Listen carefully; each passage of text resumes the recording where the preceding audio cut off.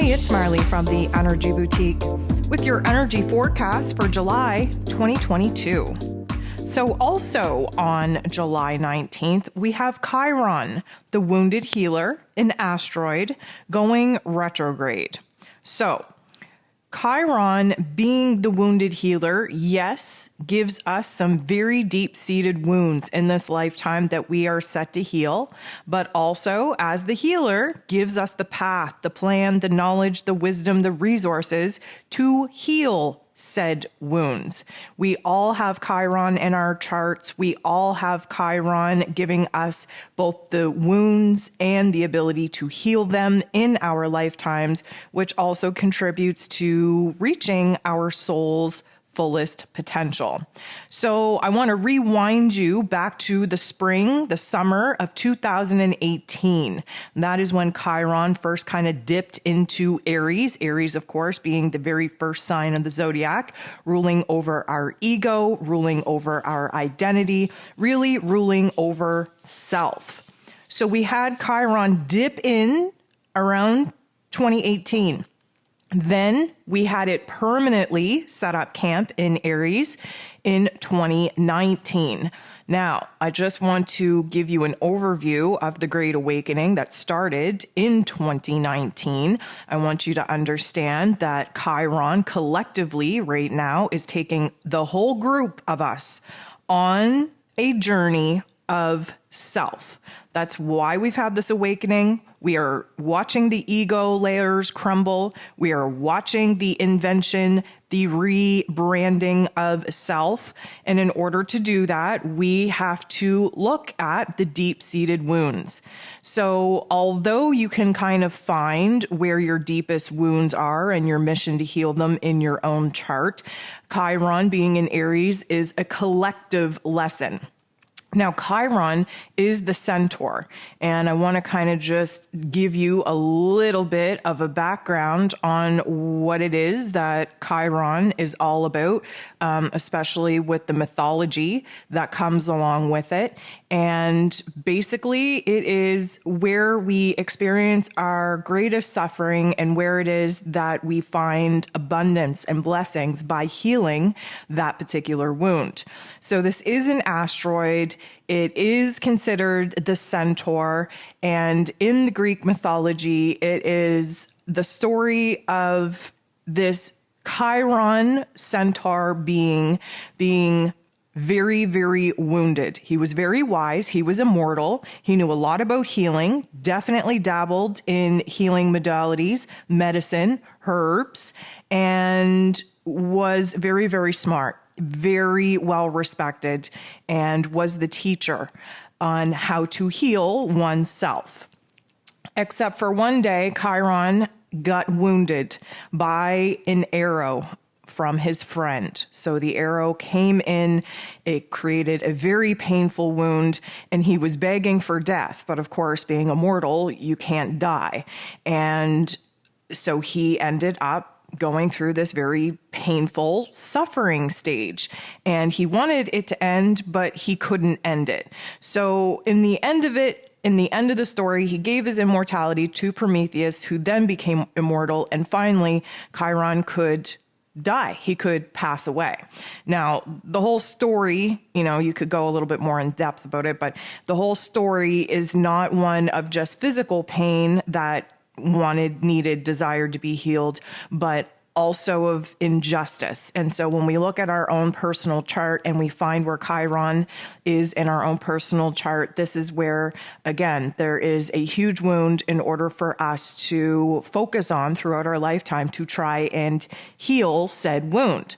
So we've had Chiron in this Aries energy in the realm of self, in the realm of ego, in the realm of identity, permanently since 2019. We'll continue to be there until about 2027. So it is a very, very long time. And an interesting fact is when you look at Chiron's patterns and orbits through the cosmos, he spends an exceptionally long time in Aries energy, really addressing the ego, the identity, and of course, the wounds that come along with that. So what we know to be true is that when we look at our own individual chart, Chiron reveals where we are the most wounded and the most tortured, if you will, in the inner realms of pain. And it does take whole lifetimes in order to heal said pain. But again, collectively, we are going through Aries. And again, this is reinvention of self. Many of us have been denied who it is that we actually are, not only from the people around us, but from ourselves. Again, our ego has been conditioned to be somebody that we are not. And it is through the awakening process of pain and suffering and peeling back those layers that we remember who it is that we actually are as a spirit, as a soul, as quote unquote, the inner child. This is a painful process. It does not feel good. It is not something that we would voluntarily go through, but when we use astrology to understand that this is a pattern, a path of evolution, that we have to move through all the signs, that we have to move through all of the tougher energies in order to find our source self, then we kind of understand that, these particular transits are actually here to help us return to source, to help us return to our truest selves. And because this whole Chiron energy in Aries is about self, we have a lot of deep diving to do. So we have this Chiron energy kind of went stagnant, stood stationary back in March. On the 25th. It entered its, let's say, pre-retrograde shadow. And now on the 19th, we have Chiron going retrograde at 16 degrees and will stay retrograde until the 23rd of December. So we have quite a chunk of time in order for us to reflect, revisit, reanalyze, reevaluate our healing. Now, what is it that we're healing? Well, first of all, we got to take a good look at our mental health, at our healing journey, at the modalities in which we're using in order to better and improve ourselves.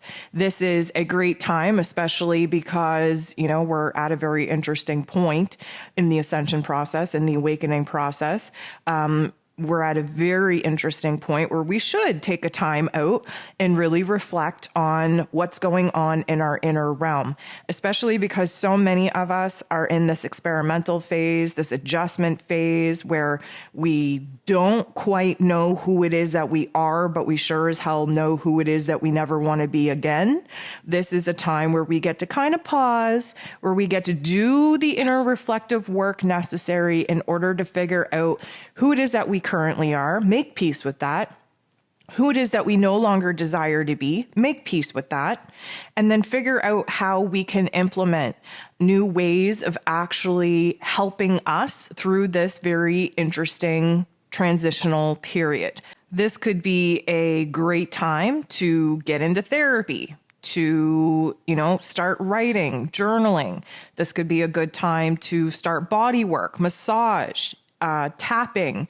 We have to address where it is in our physical bodies that we hold the trauma, because again, that's very important for the ascension process that we're going through, is to make sure that we're not trapping old stagnant energies in the cellular memory of our physical form and blocking those energetic channels that we need to have wide open and flowing very freely in order to accept the new light codes coming in from the cosmos that essentially is raising our vibration and frequency so that we are going to be able to transition into new earth with Mother Earth, with Gaia herself. We also have to understand that there is different layers to healing. We just can't focus on the body. We just can't focus on the emotional pain and trauma. We have to rewrite those stories in our mental plane, in our psyche. It is all about the inner narrative.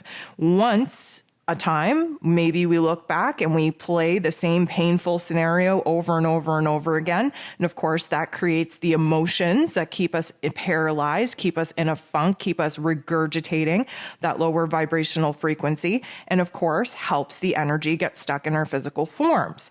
What we're in a beautiful state of right now is the ability to re-examine, right? We're going retrograde, so we're pulling out all the re-words, re-examine, reanalyze, reflect, revisit, revise, rewrite. We're looking to re-examine our pain stories. Why? Because our pain stories have become so very much the foundation of who it is that we base ourselves off of. So many of us afraid to let go of our pain story because we have no clue who it is that we would be without this particular framework, this story, this backlog of information, of pain, of trauma that has basically dictated all of the choices in which we've made in our lives. And if we gave up that story, if we gave up that pain identity, then what would we have to blame? What excuses would we use in order to not do better, to not grow, to not improve? So yeah, I mean, it's never feeling good to be put in a position where we have to heal wounds that we did not create ourselves, but it is our responsibility to do so. This can also be a great time where we open up, where we start telling our story, where we connect with like-minded people suffering from the same things, recognizing that it's not an alone journey, an individual journey of a solo suffering, if you will. And sometimes what we need in life is just to be validated, to know that we're not alone, to know that we're not the only one going through certain things. And sometimes, connecting to the right people and having that common bond, even though it is a trauma bond, having that common bond to, validate your experience is the first step of feeling safe and secure and supported enough to actually start doing the work. So this is going to be a very deep dive into our psyche, into our heart space, into our physical healing. We do have to address it. And let me just tell you, if you choose to bury your head in the sand and not do your part in addressing your own wounds, the universe will rock you in a way that you wish that you would never have been rocked before in order to face the wounds, the pain, the journey in which you have been avoiding.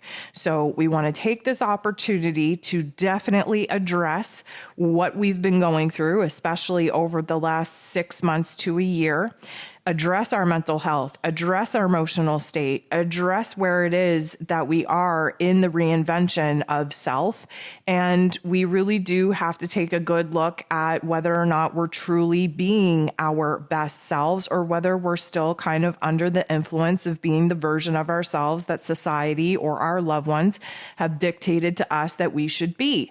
This is about truly embracing our raw, vulnerable source of who it is that we are, beyond the meat suit, beyond the conditions, beyond the labels, beyond the individualized, compartmentalized little section of the earth that our outer realms told us that we should be. This is about remembering who it is that we are. This is about empowering ourselves through the painful, traumatic experiences that many of us deem to be weak and, kind of belittling, if you will. It's time to rewrite the narrative. And in order to rewrite that narrative, we have to feel what it is that we have to heal.